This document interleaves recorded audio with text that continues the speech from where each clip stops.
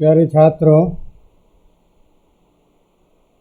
अपना पाठ्यक्रम जो चल रहा था बीच में कुछ दिनों से व्यवधान है।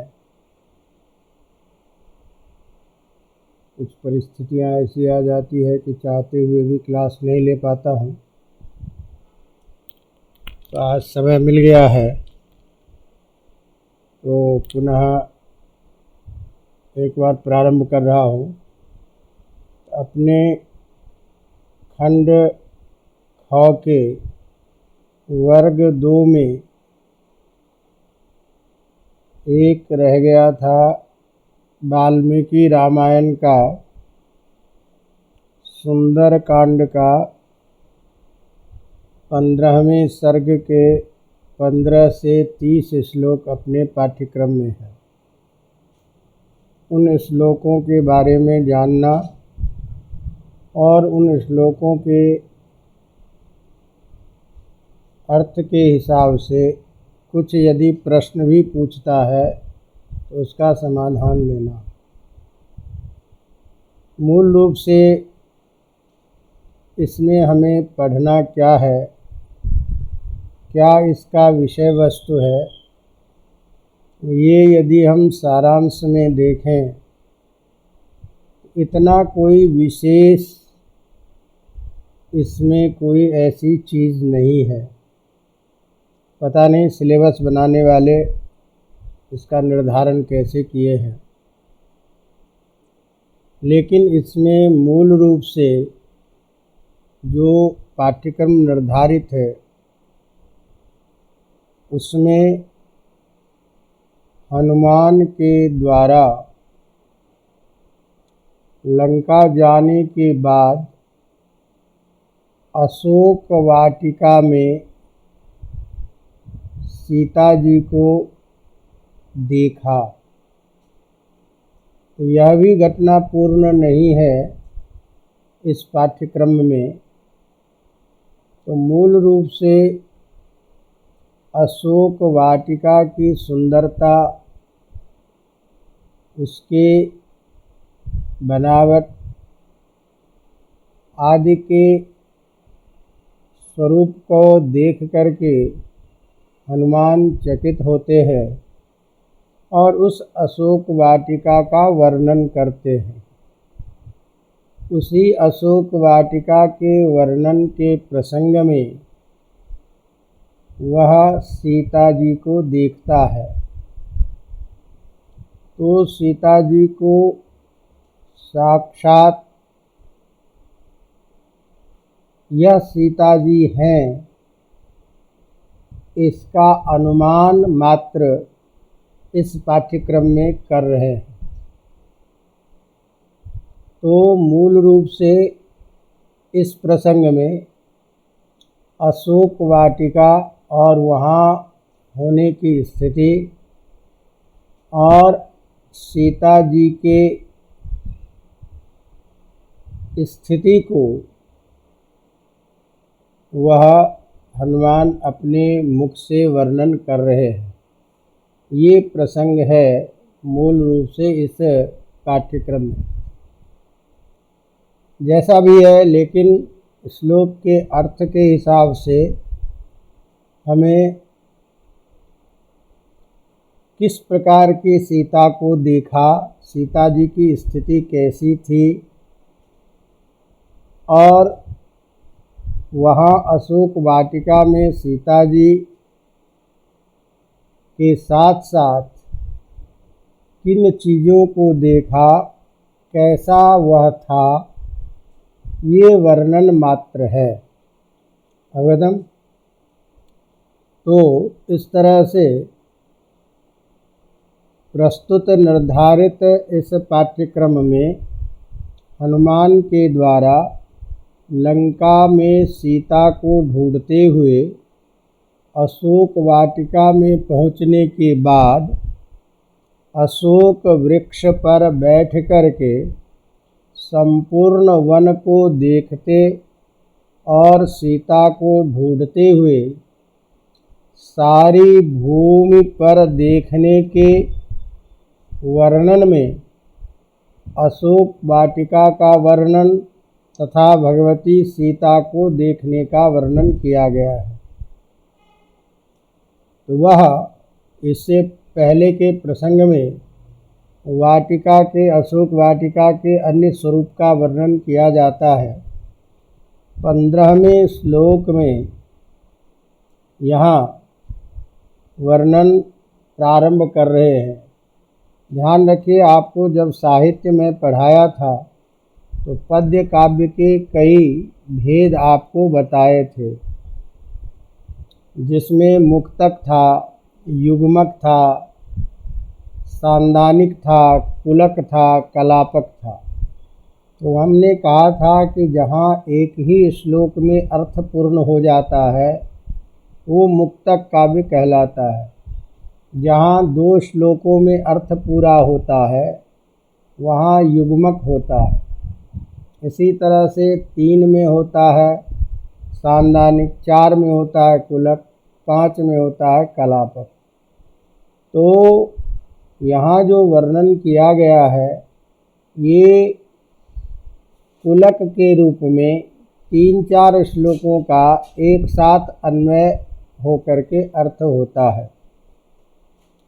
तो प्रारंभ जब होता है तो अशोक वाटिका में क्या देखे हनुमान जी, उसका वर्णन करते हुए कहते हैं, शैलेन्द्रमिव गंधाढ्याम द्वितीयं गंधमादनम अशोकवनिकायां तु तस्यां वानरपुंगवः। ये 15वें श्लोक से प्रारंभ हो रहा है। तो इस श्लोक का अन्वय आगे के श्लोक तक जाता है, इसीलिए 2-3 श्लोकों को एक साथ सुन करके क्रमिक उसका अर्थ करना है।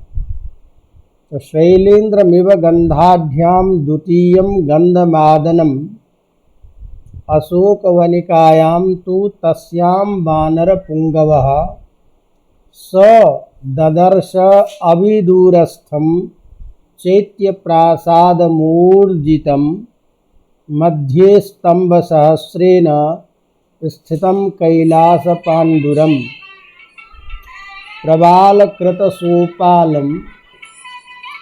प्रवालकृतसोपालं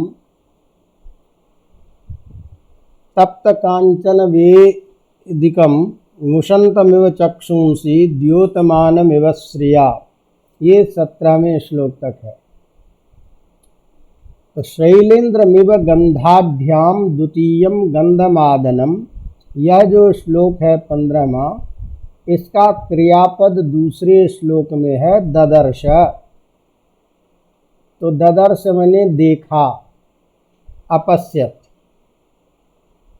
कह अपश्यत वानर पुंगवः, वानरेषु पुंगवः श्रेष्ठः, हनुमान जी का विशेषण है।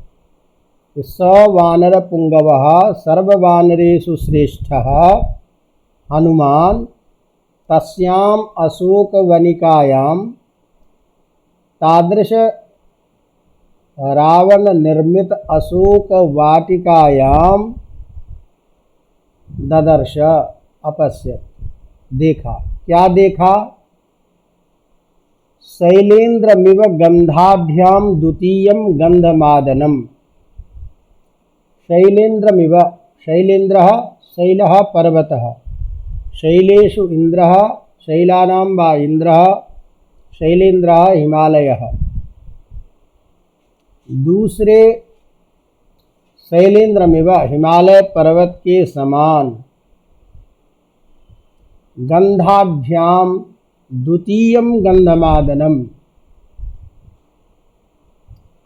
गंधाढ्याम गंध समावृताम, सुगंध से युक्त। दूसरा गंधमादन पर्वत के समान देखा। तो ध्यान रखिए, ये जो गंधमादन पर्वत है इसका नाम इसलिए है कि जिस पर्वत के अंदर बाहर सभी जगह विभिन्न प्रकार के सुगंध अर्थात सुगंधित जो पुष्प लता आदि है उससे युक्त होने के कारण सर्वत्र हमेशा सुगंध रहता हो, उसे गंधमादन कहते हैं। तो जैसे गंधमादन पर्वत के चारों तरफ सुगंध से युक्त होता है, उसी तरह से मानो द्वितीयम गंधमादनम इव दूसरा गंधमादन पर्वत है, ऐसे उसको देखा। तो द्वितीय गंधमादन पर्वत के समान किसी चीज को देखा। तो किसको देखा? तो पहले इसको समझने के लिए थोड़ा समझ लीजिए कि हिमालय जो पर्वत है उस पर्वत के चारों दिशाओं में 4 पर्वत प्रसिद्ध हैं। तो हिमालय पर्वत के पूर्व दिशा में मंदराचल पर्वत है, दक्षिण दिशा में गंधमादन पर्वत है और पश्चिम दिशा में विपुल पर्वत है और उत्तर दिशा में सुपार्श्व पर्वत है। ये हिमालय पर्वत के चारों तरफ जो पर्वत की श्रृंखला है उसमें गंधमादन पर्वत एक दक्षिण की दिशा में है। तो चूँकि लंका दक्षिण में है तो हिमालय पर्वत के दक्षिण दिशा में गंधमादन जो पर्वत है जिसके अंदर बाहर सुगंध से युक्त वह पर्वत रहता है, ऐसे गंधमादन पर्वत की तरह किसी चीज को देखा। मानो कि ये द्वितीय गंधमादन पर्वत है, ऐसा देखा। तो गंधमादन पर्वत जो है ये विशेषण है। किसका विशेषण है? तो उसके लिए नीचे की पंक्ति में कहते हैं स ददर्श अविदूरस्थम, दूरस्थम विशेष दूरस्थम इति विदूरस्थम, विदूरे स्थितम यत् तद विदूरस्थम, दूर में जो स्थित है उसे कहते हैं विदूरस्थ। और जो विदूर न हो, ज़्यादा दूर में न हो, सन्निकट में ही हो, उसे कहते हैं अविदूरस्थ। तो पास में ही दूसरे गंधमादन पर्वत की तरह देखा। किसको देखा? तो आगे कहते हैं चैत्य प्रासाद मूर्जितम। अब ये भी विशेषण है, चैत्र प्रासाद मंदिर ऊर्जितम। तो चैत्र प्रसाद कहते हैं कैलाश पर्वत को। तो कैलाश पर्वत के समान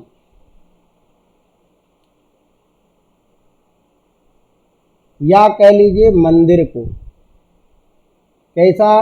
कैलाश पांडुरम, कैलाश पर्वत के समान अत्यंत सफेद चैत्य प्रासाद मूर्जितम अर्थात स्वच्छ रंग वाले उस मंदिर को देखा। वह मंदिर कैसा था? मध्य स्तंभ सहस्रेण स्थितम कैलास पांडुरम, जिसके बीच में हजारों स्तंभ लगे हुए थे, खूंटे लगे हुए थे, स्तंभ जुड़े हुए थे। तो हजारों स्तंभ खूंटे से युक्त कैलाश पर्वत के समान स्वच्छ चैत्य प्रासाद मूर्जितम मंदिरम अब ददर्श देखा हनुमान जी ने। तो इस तरह से यह किसका विशेषण है?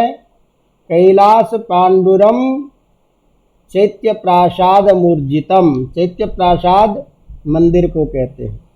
तो वह मंदिर कैसा था? तो जैसा कैलाश पर्वत स्वच्छ सफ़ेद रंग का है, उसी तरह से सफ़ेद रंग वाले उस मंदिर को देखा, जिस मंदिर के आगे पीछे समस्त उसके क्षेत्र में सुगंध फैला हुआ था। तो द्वितीय गंधमादन पर्वत के समान सुगंध से युक्त, कैलाश पर्वत के समान रंग वाले उस मंदिर को देखा, जिस मंदिर में के बीच में हजारों स्तंभ खूंटे लगे हुए थे। और वह मंदिर कैसा था, उसका विशेषण दे रहे हैं। प्रवाल कृत सोपानम तप्त कांचन वेदिकम। जिस मंदिर में सोपान कहते हैं सीढ़ी को, प्रवाल कहते हैं मणि को, तो मणि से रचित, मणि से युक्त, मणियों से जड़े हुए सोपान सीढ़ी बने हुए हैं। और तप्त कांचन वेदितम, कांचन मैंने स्वर्ण, तप्त मैंने तपाए हुए, तो सोना को गला करके उस स्वर्ण से जहाँ वेदिकाएं, यज्ञ की वेदी बनाई गई है, और वो यज्ञ की वेदी जो सोने के बनी हुई है, उसकी चमक कैसी है, तो कहते हैं तस्य द्योतमिंत द्योतमानव श्रिया, उसकी चमकती हुई जो ऐश्वर्य, जो कांति है, मुषंतमिव चक्षुंषि, मानो आँख को चकाचौंध कर रही हो। तो आँख को चकाचौंध करने वाली वह स्वर्ण कांति से युक्त, वेदिका से युक्त, मणियों से रचित सीढ़ी वाले कैलाश पर्वत के समान स्वच्छ, द्वितीय गंधमादन की तरह पर्वत के जैसा उस चैत्य प्रासाद मंदिर को देखा। ये 5वें श्लोक तक आए हैं। तो तात्पर्य क्या निकला, इसके पूर्व प्रसंग को लेकर के देखें तो सभी ऋतुओं में फूल देने वाले, सुगंध वृक्षों से भरा हुआ तथा अलग अलग आवाज़ करने वाले मृग और पक्षियों से सुशोभित होने से अशोक वाटिका का वह उद्यान बड़ा ही रमणीय प्रतीत हो रहा था। ये पहले के श्लोक में, 15 के पहले के श्लोक में प्रसंग चल रहा है। वह उद्यान अनेक प्रकार के सुगंध के से युक्त होने के कारण पर्वत पवित्र गंध से युक्त वह अत्यंत मनोरम लग रहा था। वहाँ अब ये 15वें से का पर्वत दूसरे गिरिराज गंधमादन के समान उत्तम गंध से व्याप्त था। उस वाटिका में वानर श्रेष्ठ हनुमान ने थोड़ी ही दूर पर गोलाकार एक मंदिर को देखा, जिसके भीतर हजारों खंभे लगे हुए थे। वह मंदिर कैलाश पर्वत के समान स्वच्छ वर्ण का था। उसमें मणि और मूंगे की सीढ़ियाँ बनी हुई थी और तपाए गए लोहे स्वर्ण से वेदिका बनाई गई थी। वह जो अत्यंत स्वच्छ निर्मल जो प्रसाद मंदिर, वह अपनी सुंदरता से, कांति से देदीप्यमान होता हुआ मानो दर्शक के देखने वाले को आँखों को चकाचौंध कर रहा हो, ऐसे उस मंदिर को देखा। अवगतम।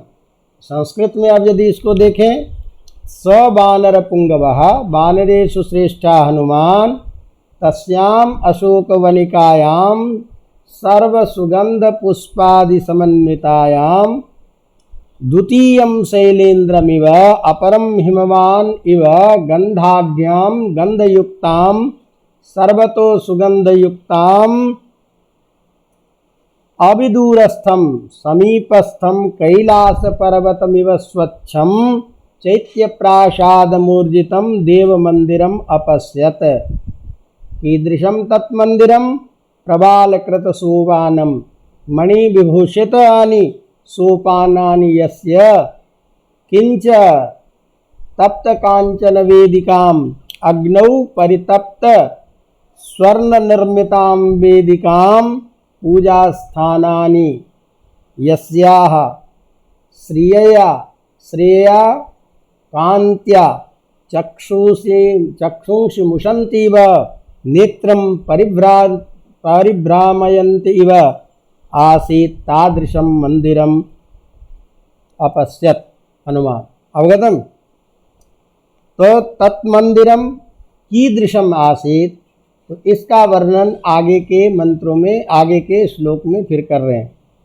निर्मलम प्रांशुभावत्वात् उल्लिखंतम इवांबरम ततो मलिन संवीताम राक्षसीभिः समावृताम उपवास कृशाम दीनाम निश्वसंतीं पुनः पुनः ददर्श शुक्ल पक्षादौ चंद्ररेखामिवामलां मंद प्रख्यायमानेन रूपेण रुचिरप्रभां पिनद्धां धूमजालेन शिखामिव विभावशो। अब यहाँ 18 से लेकर के 20 तक के श्लोकों का एक साथ अर्थ करना है।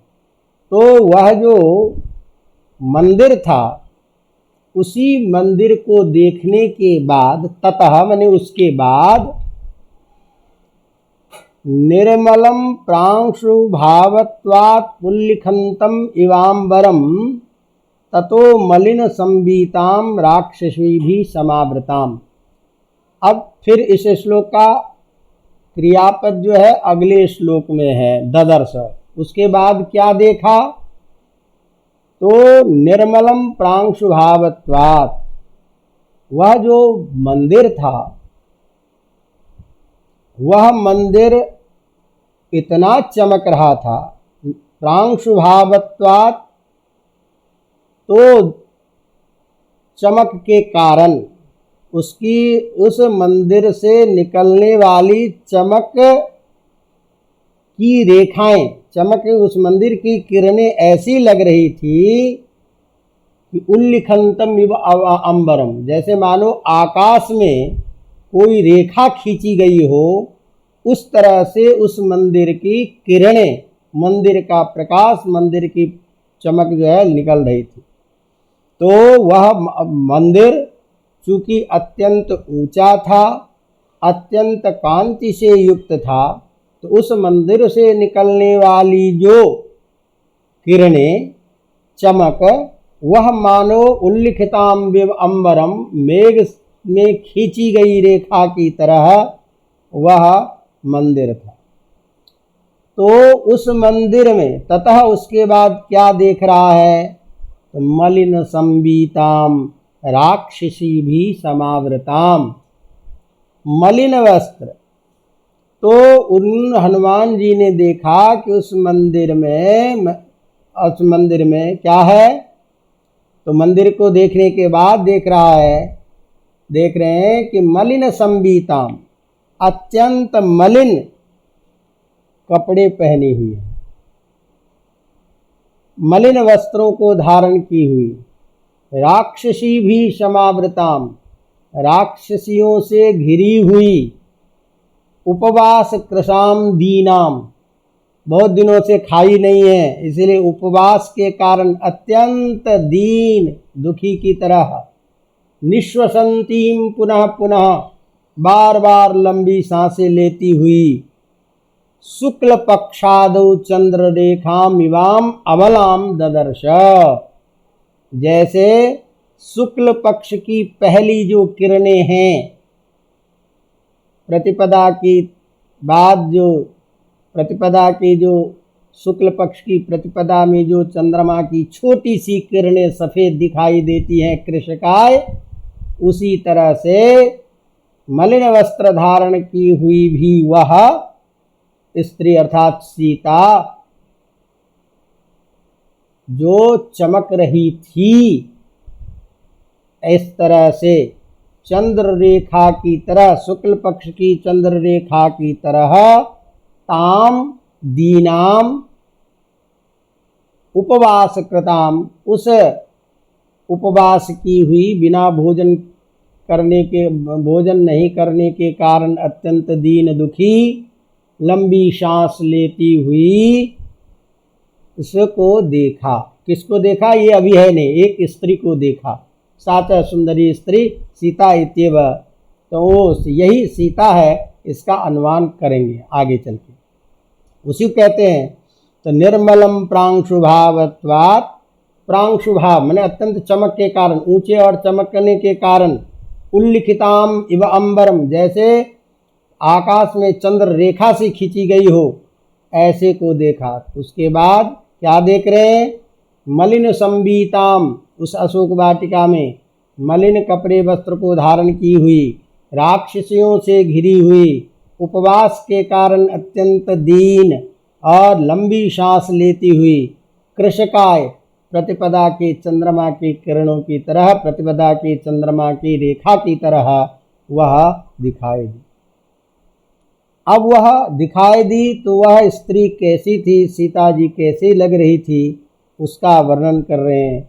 मंद प्रख्यायमानेन रूपेण रुचिर प्रभाम, जिसमें कहते हैं कि मंद प्रख्यायमानेन, अब जो पुरानी जो स्मृति थी वह धुंधली सी होती हुई, उस पर यह कष्ट का आघात हो जाने के कारण वह स्मृति मानो धूमिल हो रही थी। कैसे? तो धूम जालेन शिखामिव विभावशो, जैसे धुएं से, भरे हुए धुएं से अग्नि की शिखा अंदर में जलती हुई रहती हुई भी धुएं के कारण वह शिखा नहीं दिखाई देती है, लेकिन अग्नि की चमक व्याप्त होती है। उसी तरह से रुचिर प्रभाम, अत्यंत सुंदर रहती हुई भी वह मंद प्रख्यायनेन, धुंधली सी स्मृति के आधार पर कुछ जानी जाने वाली और अपने सुंदरता को प्रकट करती हुई बिल्कुल ठीक उसी तरह से लग रही थी जैसे धुएं से, मलिनता से व्याप्त अग्नि की वह चमकती शिखा हो। तो इस तरह से इस श्लोक में 18वें श्लोक से 20 श्लोक तक सीता जी की स्थिति को देखा। तो पहले उसने मंदिर को, हनुमान जी ने मंदिर को देखा, मंदिर देखने के बाद सीता जी को देखा, जो सीता जी कैसी थी? राक्षसियों से घिरी हुई थी, मलिन वस्त्र धारण की हुई थी, उपवास के कारण अत्यंत कृशकाय हो रही थी और अपने धूमिल स्मृतियों से युक्त वह अग्नि की ज्वाला की तरह, शिखा की तरह वह चमक रही थी। उसी को कहते हैं वह उपवास कृशाम दीनाम, उपवास के कारण अत्यंत दुर्बल और दीन दिखाई देती हुई, बार बार लंबी सांसें लेते सिसकती हुई, शुक्ल पक्ष के प्रारंभ के चंद्रमा की कला जैसे निर्मल एवं कृश पतली दिखाई दे रही थी। वह धुंधली स्मृति के आधार पर कुछ जाने जाने वाले और अपने रूप से सुंदर प्रभा को, छटा को बिखेर रही थी तथा धुएं से ढकी हुई अग्नि की ज्वाला के समान दिखाई दे रही थी। इत्थम संस्कृत व्याख्या जब हम करेंगे तो तादृश जो शब्द है उसके अर्थ के साथ साथ उसके तात्पर्य को हमें बताना है। तो इत्थम निर्मलम अत्यंतम स्वच्छम प्रांशुभावत्वात्, अर्थात किरणेभ्यः व्याप्तत्वात्, उल्लिखिताम इव अंबरम, जैसे यथा मेघे चंद्र रेखा इव, मेघे रेखा इव प्रतीयमानाम, मलिन संवृत संबीताम, मलिन वस्त्र धृतवतीम, राक्षसीभिः अनुचरीभिः रावणस्य अनुचरीभिः राक्षसीभिः समावृताम परिव्याप्ताम, उपवासकृताम दीनाम, भोजनम अकृत भोजनाम अत्यंत दीन दुखावस्थां निःश्वसन्तीं पुनः पुनः बारंबारं श्वासं ग्राहयन्तीं शुक्लपक्षस्य चंद्र रेखामिव अमलां शुद्धां स्वच्छां तां स्त्रीं ददर्श। या हि मंद प्रख्यायमानेन विस्मृत अर्थात मंद स्मृत्या केवलं कांत्या प्रतिभाषयन्तीं स्वप्रभया केवलं वो स्वरूपं बोधयन्तीं चंद्ररेखामिव विभावधूमेन आवृतां अग्नेः विभावसो नाम अग्नेः ज्वालामिव दर्शयन्तीं ताम स्त्रीं ददर्श। उन स्त्री को हनुमान जी ने देखा। कैसी थी वह? आगे के श्लोक में कहते हैं, पीते नैकेन संवीतां क्लिष्टेनोत्तमवाससा सपंकामनलंकारां विपद्मामिव पद्मिनीं। वह कैसी थी? तो कह रहे हैं पीते नैकेन संवीतां, एके नैव पीतेन संवीतां, एक ही पीले रंग की पुरानी साड़ी पहनी हुई थी। तो पीले रंग की एक ही पुरानी साड़ी जो पुरानी हो गई थी पहने पहने, ऐसे उस एक ही रेशमी पुरानी वस्त्र को धारण की हुई क्लिष्टेन उत्तम वासदा, क्लिष्ट माने अत्यंत जीर्ण से होते हुए वस्त्र को पहनने से युक्त सपंकाम अलंकाराम विपद्मानिव पादनी, मानो वह अलंकार के शून्य होने से, अलंकार से के रहित होने से, आभूषणों के रहित होने से वह ठीक उसी प्रकार दिखाई दे रही थी जैसे कमल से रहित पुष्करणी जो है कमलनी श्रीहीन दिखाई देती है। तो विपद्मामिव पद्मिनीम, जैसे कमल से रहित कमलनी सरोवर में कमलनी से रहित की स्थिति कांतिहीन दिखाई देती है, इस प्रकार से वह अत्यंत कांतिहीन दिखाई दे रही थी, दुखी दिखाई दे रही थी तात्पर्य। और कैसे? तो पीडितां दुख संतप्तां परीक्षीणां तपस्विनीं ग्रहेणांगारकेनेव पीडितामिव रोहिणीं। ऐसी तप रही थी, पीडितां दुख सत्व संतप्तां, अत्यंत अपने दुख से पीड़ित होती हुई, परीक्षीणां तपस्विनीं, जैसे परिक्षीण हो चुकी थी, अत्यंत क्षीण हो गई, दुबली हो चुकी थी। तपस्विनीं, जो तपस्या के रूप में आचरण कर रही थी, मानव तपस्या में लगी हुई, अत्यंत परिक्षीण, अत्यंत कृशकाय, दुख से संतप्त, उसी तरह से दिखाई दे रही थी जैसे ग्रहेण अंगारकेनेव पीडितामिव रोहिणी, जैसे अंगार जलाने वाले स्वभाव की तरह केतु ग्रह से रोहिणी नक्षत्र ग्रसित हो जाने पर पीड़ित होती है, उसी तरह से यह रावण रूपी ग्रह से ग्रसित होने के कारण सीता अत्यंत दुखी हुई, परितप्त संतप्त होती हुई सी लग रही थी। तो पीडितां दुख संतप्तां परीक्षीणां तपस्विनीं, तपस्विनीं तपस्याचार्य तपस्या कर्म पूर्वतीं परीक्षीणां अत्यंतं कृशकायां दुखेन संतप्तां व्याप्तां पीडितां तादृशी सा प्रतिभाति यथा केतुग्रहेण ग्रसिता रोहिणी पीडिता भवति, एवमेव इयं सीता ग्रहेण पीडिता वर्तते। तो कीदृशीं तां सीताम् अपश्यति चेत् दुःख संतप्तां दुःखेन दहतां पीडितां कष्टमापन्नाम परीक्षीणाम सर्वथा क्षीणकायाम अंगारकेनेव अंगार सदृशेन ग्रहेण केतुना पीडिताम रोहिणीम इव ताम ददर्श।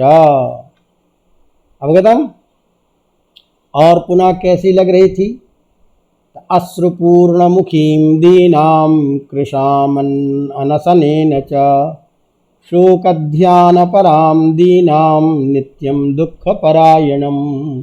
ये सारी सीता जी का वर्णन करा है कि अश्रुपूर्ण मुखीम दीनाम, अत्यंत दीन भाव को प्राप्त हो जाने वाली, कृशाम दुर्बल। क्यों दुर्बल? असनेन अनशनेन, असन ने भोजन, न असन अनशनम, बहुत दिनों से खाना नहीं खाने के कारण अत्यंत दुबली हो गई।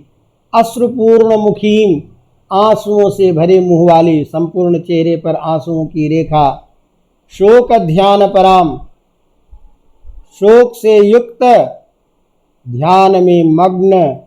दीनाम नित्यम दुख परायणम, अत्यंत दुख से घिरी हुई, दुख से व्याप्त उस सीता को देखा तो उपवास से दुर्बल हुई उस दुखिया स्त्री के मुंह पर आंसुओं की धारा बह रही थी। वह शोक और चिंता में मग्न हो दीन दशा में पड़ी हुई थी और निरंतर दुख में डूबती जा रही थी।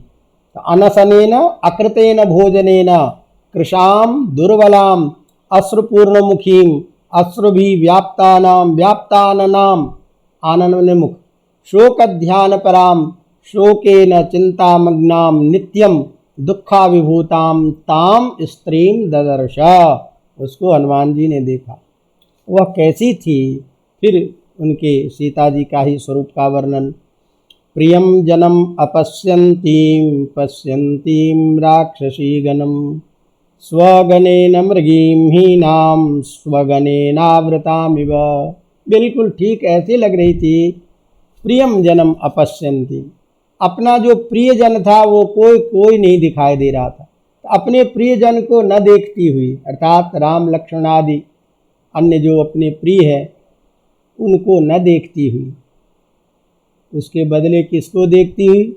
राक्षसी गणम पश्यन्तीं, राक्षसियों समुदायों को, गण माने समुदाय, राक्षसी गणों के समुदाय को देखती हुई ठीक उसी तरह से वह दुखी दिखाई दे रही थी जैसे स्वगणेन मृगीम हीनाम, जैसे मृग समुदायों से कोई मृगी अपने समुदायों से बिछड़ करके स्वगणेन आवृताम, कुत्तों के झुंड में फंस गई हो, ऐसी वह सीता दिखा। स्वगणेन सूना कुत्ता, स्वानः, तो कुत्तों का जो झुंड है, जैसे कोई मृगी अपने झुंड से बिछड़ करके, अपने साथी से बिछड़ करके, अपने लोगों से बिछड़ करके कुत्ते के झुंड में फंस गई हो, इसी प्रकार वह स्त्री अपने लोगों को न देखती हुई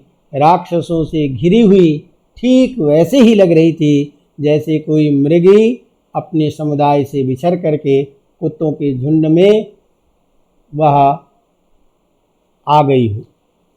तो इस तरह से प्रियम जनम अपश्यन्तीम, तो सा प्रियम जनम राम लक्ष्मणादि प्रियम स्वजनम अपश्यन्तीम न अवलोकयन्तीम अपितु राक्षसी गणम, राक्षसी समुदायम अप्रिय समूहम एव पश्यन्तीम स्वगणेन स्वसमुदायेन हीनाम मृगीम इव यथा स्वगणेन समावृताम इव ताम ददर्श।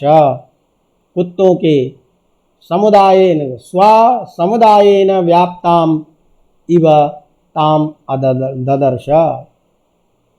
इस तरह से सीता जी के स्वरूप और स्थिति का वर्णन कर रहे हैं। इसी तरह से कह रहे हैं नील नागाभया वेण्या जगनम गतयैकया नीलया नीरदापाये वनराज्या महिमिम। अब ये जो सीता जी हैं उनका स्वरूप और भी कैसे है तो कह रहे हैं नीलनागा भयावेन्या जघनम गतैकया। यह सीता जी कोई श्रृंगार तो कर नहीं रही है, बाल तो बना रही नहीं रही है, तो एक ही लंबी चोटी जो बनी हुई है अत्यंत घने और काले वालों से युक्त, जो एक लंबी चोटी है जो पीठ के हिस्से में कमर के नीचे तक आई हुई है, वह मानो इसमें व्यंग कर रहे हैं कि वह ध्वनि कर रहे हैं कि वह जो सीता जी की जो चोटी थी वो मानो काली नाग हो, तो काली नागिन के समान, अर्थात यदि कोई स्पर्श करे तो वह काली नाग डस ले। तो दुख की अवस्था का वर्णन तो है ही, साथ ही अभिव्यंग्य है कि वह चोटी नहीं है, उसका स्पर्श करने पर काली नाग के समान उसको ध्वस्त करने में समर्थ है। तो नील नागा भया वेन्या, वेणी कहते चोटी को, वेन्या उस वेणी के द्वारा, नील नागा भया कैसे, नील रंग के समान, नील कहते कृष्ण वर्ण, तो कृष्ण वर्ण से युक्त जघनम गतैकया, पृष्ठभाग में कमर तक लटकी हुई वह उस चोटी से व्याप्त ऐसे ही लग रही थी। नीलया नीरदा पाए वनराज्या महिमिव, जैसे नीला मेघ, जैसे नीले मेघ बादलों के हट जाने पर जो नीली वन श्रेणी है, वन की रेखाएं खिंच जाती हैं, उसी पृथ्वी पर नीली रेखाएं खींची हुई की तरह वह पृथ्वी के समान जो यह सीता जी, उनके पीठ पर वह लंबी चोटी मात्र उस कांति को दे रही थी, अर्थात एकमात्र जो है वह चोटी स्पष्ट दिखाई दे रही थी। इतनी कृशकाय होती हुई वह अत्यंत दुख भाव को प्राप्त कर रही थी। तो जघनम पृष्ठभागम गतया प्राप्तैकया हरण दिन कृतैक संस्कार वित्याग, क्योंकि उसी दिन संस्कार की हुई थी जिस दिन रावण का हरण हुआ, रावण ने हरण किया, उसके बाद कभी संस्कार के इसका नहीं हुआ। तो अथवा पुरोभागे वेणीद्वय राहित्येन पृष्ठलंबैकतया, एक ही चोटी होने के कारण जो पीछे लटक रही थी, उस नील भागया, कैसी थी वो, तो नील सर्प के समान, काली नाग के समान, अनेन तत्स्पर्शे अन्यस्य मरणमेव सूचितम, यदि कोई इसको स्पर्श कर ले तो उसका मरण निश्चित है, यह सूच रहा है। तो इस तरह से वो कैसी लग रही थी, तो मेघा पाए, मेघ के हट जाने पर, जैसे वन राज्य के द्वारा, वन राज्य जो है जंगलों के जो पृथ्वी पर जो नीली रेखाएं दिखाई देती है, उसी तरह से ताम वन राज्यामिव एक वेणीम ताम सीताम ददर्श, वह एक चोटी से युक्त वनराजी की तरह खिंची हुई रेखा की समान उस सीता जी को देखा। और कैसे, तो कैसी हैं, तो उसी का वर्णन चल रहा है। सुखार्हाम दुख संतप्ताम व्यसनानाम अकोविदाम ताम विलोक्य विशालाक्षीम अधिकम मलिनाम कृशाम तर्कयामास सीतेति कारणैरुपपादभिः ह्रियमाना तदा तेन राक्षसा कामरूपिणा। जो सुख भोग करने वाली थी, सुखाराम, जो सुख के भोग को करने योग्य थी, ऐसे सुख भोग के योग्य भोग करने वाली वह, करने योग्य वह सीता, दुख संतप्ताम, अत्यंत दुख से संतप्त दुखी, व्यसनानाम अकोविदाम, जो व्यसन है, दुख का जो समुदाय है, वह अकोविदाम, कोविद कहते हैं ज्ञानी को, और अकोविद कहते हैं जो ज्ञान से रहित है। तो जिसे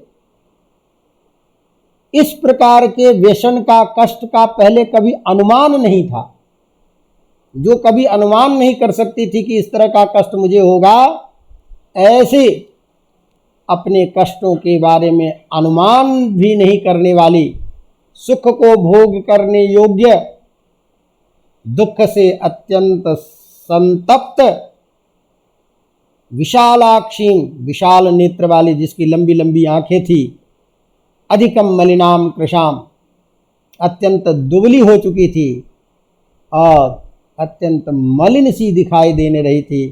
ताम विलोक्य, उस स्त्री को देख करके हनुमान जी ने तर्कयामास, हनुमान जी ने ये तर्क किया, सीतेति, ये सीता ही हैं। जो कैसे है? तो कारण रूपपाद भी, इन सारे कारणों के द्वारा ये अनुमान लगाए हनुमान जी ने कि ये सीता जी ही हैं, जो राक्षसा कामरूमिना ह्रियमाना तदा, ये बिल्कुल ठीक उसी समय की स्थिति दिखाई दे रही थी। इनका स्वरूप है जिस समय में रावण ने इनको हरण किया। काम रूप करने वाले, अपने इच्छानुसार रूप को बनाने वाला वह रावण अपने दुष्ट स्वरूप से सीता जी को जिस समय हरण किया, उस समय की जो स्थिति थी, वही स्वरूप में अत्यंत कृशकाय होती हुई, दुख से परितप्त वह दिखाई दे रही थी। तो इन सारी चीज़ों से हनुमान ने ये अनुमान किया, तर्कयामास इयं सीता इति, यही सीता है। कैसी है?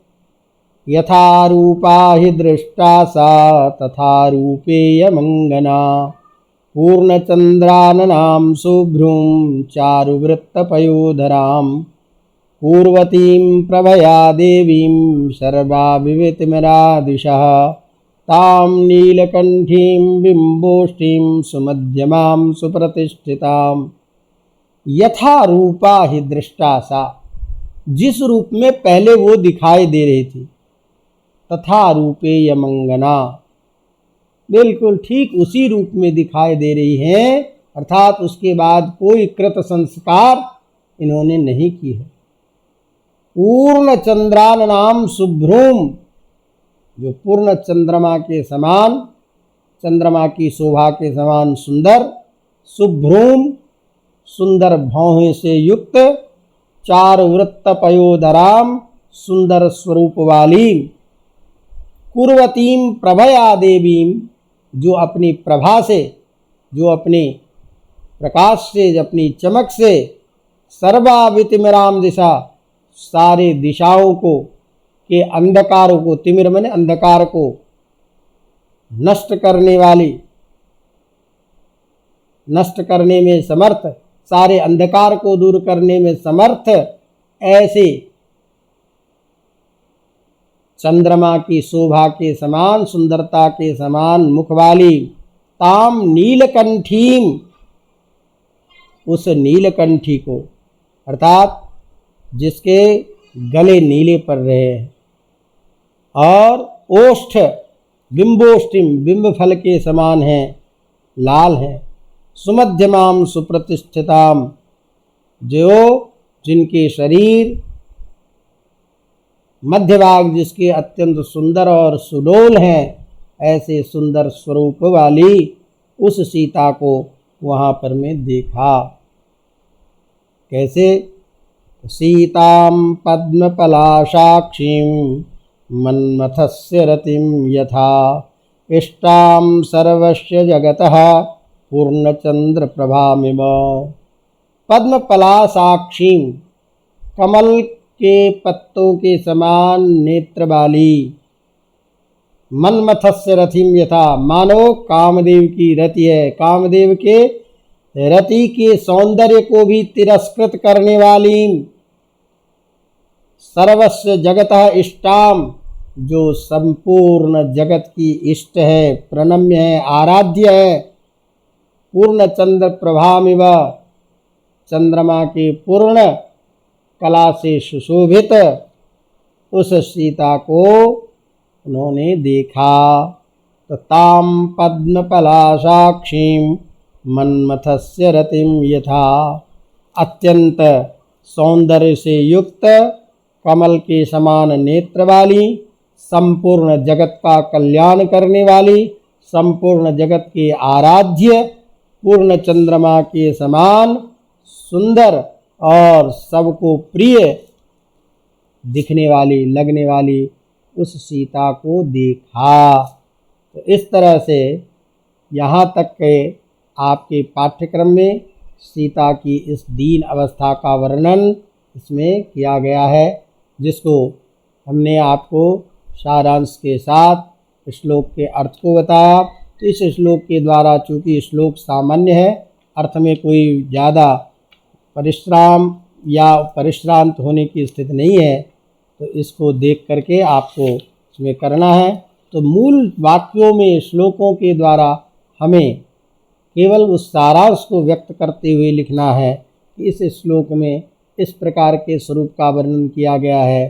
तो अंतिम जो पद्य है उसमें भगवती सीता जैसे चंद्रमा की सुंदरता सबको प्रिय है, वह सबका कल्याण करने वाली है, इस तरह से भगवती सीता के बारे में मंगल कल्याण कामना करता हुआ उस सीता के स्वरूप का वर्णन करते हुए हनुमान जी कह रहे कि हनुमान जी ने उनको देखा। अवगतम। तो इस तरह से जैसे जो सुख को भोग करने वाली है वो दुखों से व्याप्त है, अत्यंत संतप्त होती हुई भी, वह शोक मग्न होती हुई भी अत्यंत दिव्य दिखाई दे रही है। रावण के द्वारा हरण किए जाने के समय जिस स्थिति में थी, उसी अवस्था में मलिन वस्त्र को धारण करती हुई रह रही है।